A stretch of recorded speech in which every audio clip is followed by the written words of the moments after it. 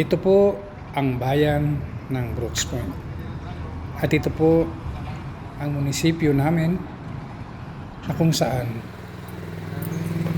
ang aming punong bayan, ang aming mayor ay maaaring bukod tangi na dito lamang sa Brooks Point na may isang mayor na hindi nag-oopisina sa mayor's office, sa halip ay sa lobby ng munisipyo siya nagtatrabaho upang hindi mahiya ang mga humihingi ng tulong anuman ang kalagayan at antas mo sa buhay.